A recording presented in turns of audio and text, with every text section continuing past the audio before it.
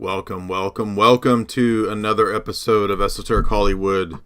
I'm your host, Jay Dyer. Tonight we'll be talking about a couple films that I've wanted to get to for a long time. Soylent Green and The Omega Man. And we've already got some super chats. Thank you, Twice Remembered. Will you be interviewing the greatest deaf singer ever again? Well, he hasn't been interviewed at all yet, so I can't interview him if he's never been interviewed. But can you hear me? Can you all hear me? Am I talking to an audience? Of course, sunglasses make the stream even better, and what could be better than Hawaiian shirts, baby? You left a dirty present. Yeah. This is, I made a joke on Warski tonight, what that's for, but I'll save the poor Jay's Analysis stream listeners that sordid tale. All right, glad you guys can hear. So we're going to talk 70s Charlton Heston, and you're going to get some Charlton Heston impersonation. And, these are fun movies. And I was going to include Planet of the Apes, but I didn't get a chance yet to watch Planet of the Apes, but I did watch Soylent Green and I did watch Omega Man. There's a lot more in Omega Man actually than there is in Soylent Green, but Soylent Green is still relevant, and I was thinking we could actually call this Soy Boy Green because soy is everywhere now. You can buy chocolate, you buy anything, and there's soy in it. You buy soybeans and there's soy in it. Soy is everywhere. Soy sauce full of soybeans. And now they put soy in everything. Soy lecithin in everything. Why is it suddenly in everything? Well, I'm watching this movie with Charles Heston, and I'm starting to realize that everything has soy in it for a reason, to make us all into soy boys. It really is that simple. And although Soylent Green is not soy, we all know what Soylent Green is in the movie. If all the people are eating soy and then they make the Soylent Green out of people, then in a way Soylent Green is soy because it's soy boys. So they just grind up soy boys and feed it to the people, just like you grind up dead cows and feed it to the cows, and the cows get mad cow disease. And then in humans, that's what? Alzheimer's? Mad cow's disease? Soy is leftist. You bet it's leftist. And that's what I noticed in this movie, was how similar this is to reality. And of course, in my book, Esoteric Hollywood, there's the section where we talked about altering male and female RNA and DNA. Isn't there? Isn't that in my book? Why, yes, it is in my book. I got Magnum PI sheet going tonight.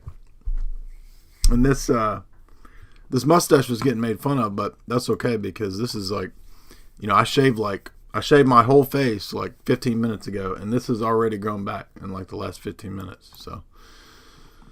So I think the people that are jealous of my Magnum PI aesthetic, they just don't have their chest hairs yet.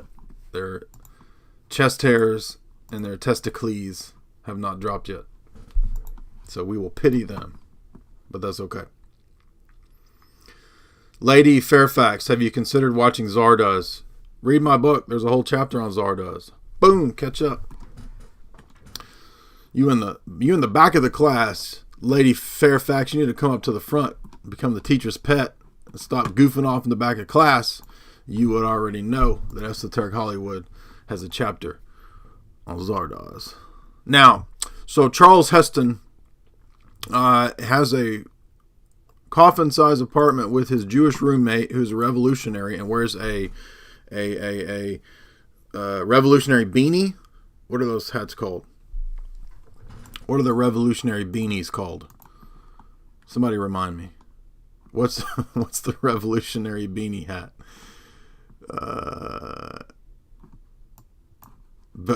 Beret. That's what I'm trying to think of. So Charlton Heston has a old Jewish roommate that wears a beret. And the whole city is overpopulated, megalopolis. This is, by the way, what they want to do, right?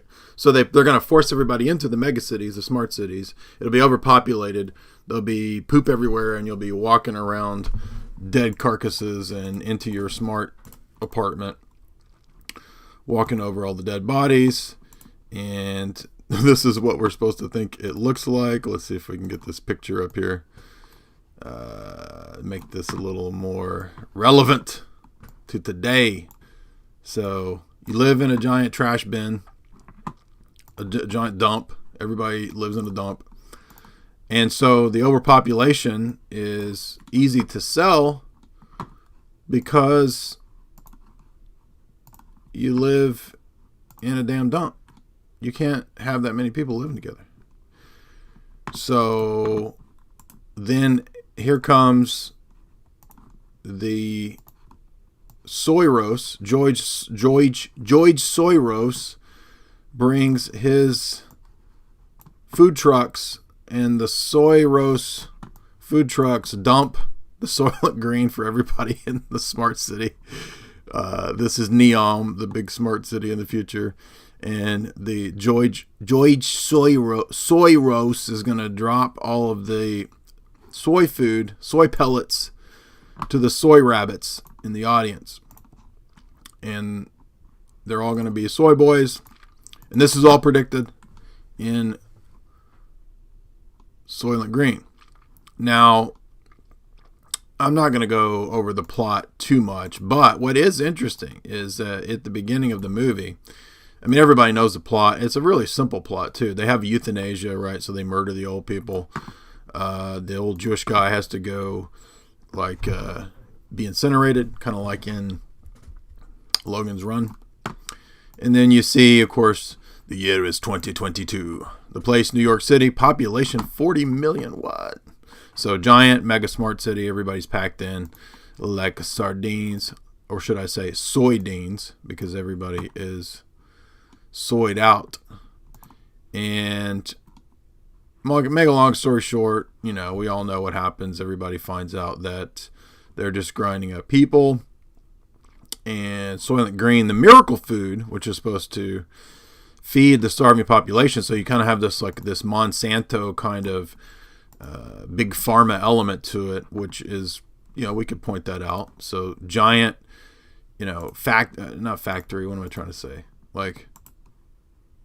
Looks like a damn conveyor belt of,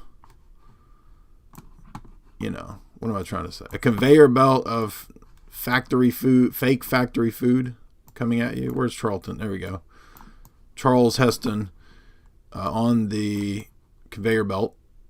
And here's all your Monsanto food just pouring off the conveyor belt for you. Your George Soros pellets. And what do we get? Soylent Green is made from people. Right? There's your Charles Heston.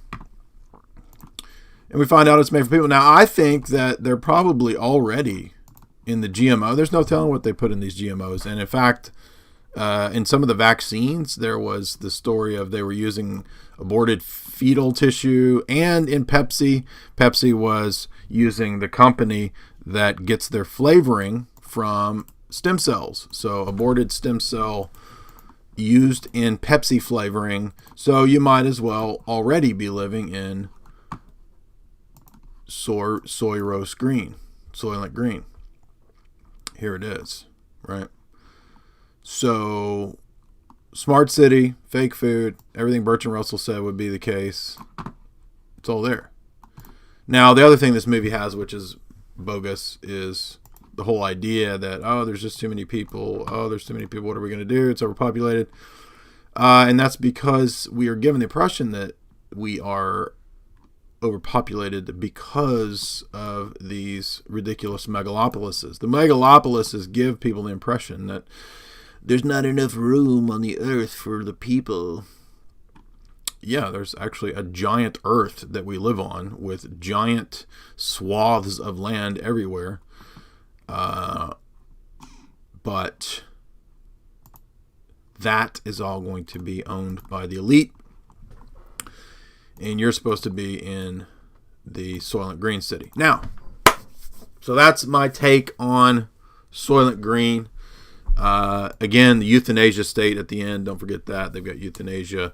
If you're a certain age, you go into the oven, burnt up in the incinerator, and then you become Soylent Green for everybody else. So I don't know if I missed anything else, but there's not a whole lot in there. But again, let's make the connection. Soy boys, Soylent Green boys, right? That's where we are today. So Soylent Green, another dystopia that has pretty much come to fruition.